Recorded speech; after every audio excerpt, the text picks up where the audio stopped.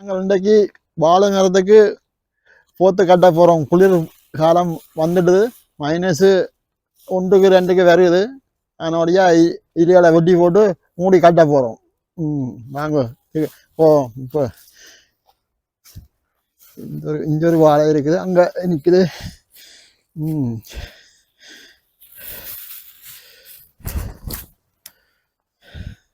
மரத்து இலையெல்லாம் போட்டுண்டு சரி எல்லாம் வச்சு, ஆனால் ரத்துக்கு பரவாயில்லை. ஆனால் முதல் வாழையில இலைகளை வெட்டி போட்டு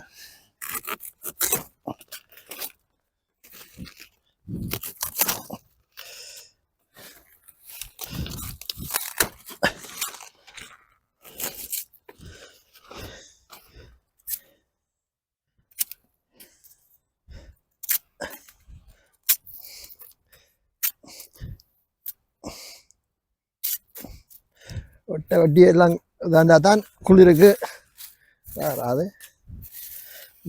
இந்த சீலால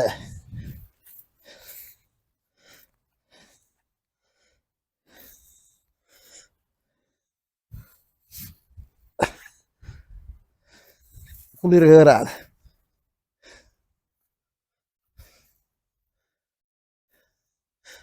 அது இந்த கடையில் அதிக்கிற பொலித்தீன் பிளாஸ்டிக் பேக் மாதிரி அதை சுற்றி காட்டினா சரி.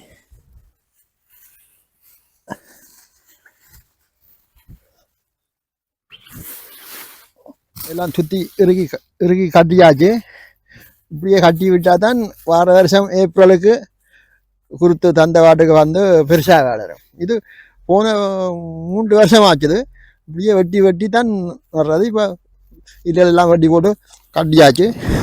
அதுக்கு பிறகு இதால் போட்டு விட்டாலும் பிரச்சனை இல்லை. போட்டு வச்சுட்டு இது ஒரு வாளி ஒன்று கவிட்டுடுவோம். இந்த வாளி எடுத்து அதை மேலே கவிட்டு விட்டா ஐஸ் சினோ கொட்டினாலும் மேலே தாக்காது அவ்வளோத்துக்கு. வாழையில் மூடி விட்டாலும் இல்லை.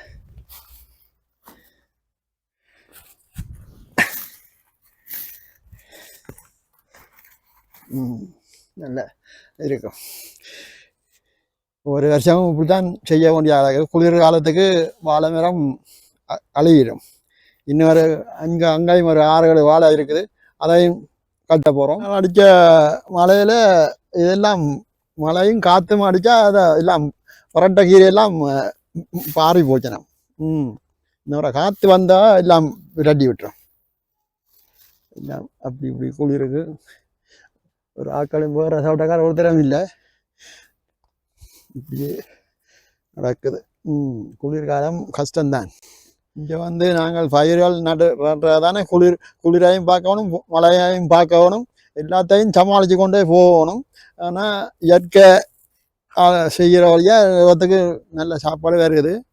ஆனால் குளிர்காலத்துக்கு ஒன்றும் வராது. அந்த பரட்டைக்கீரை மரக்கோசை எல்லாம் வருது. இங்கே ஐஸ் எல்லாம் இருக்குது, எல்லாம் மாறி போச்சு. இப்படியே தண்ணி எல்லாம் ஐஸ் கட்டியாக போச்சு. இங்கே இருக்கும் ஐஸில் சறுக்கலாம். இப்போவே இப்படி ஏண்டா நீ 2-3 நாளில் நல்ல நிறையா கட்டியாக வந்து ஐஸ் மழை. இந்த முறை தண்ணியை நாங்கள் ஊற்றவே இல்லை. மழை பெய்த வழியா தோட்டத்துக்கு. எல்லா தோட்டக்காரரும் அப்படி இப்படிதான். இங்கே இயலாது. உங்களுக்கு பிடிச்சிருந்தா இந்த வீடியோவை லைக் பண்ணுங்க, ஷேர் பண்ணுங்க, எல்லாம் செய்யுங்க. எல்லாம்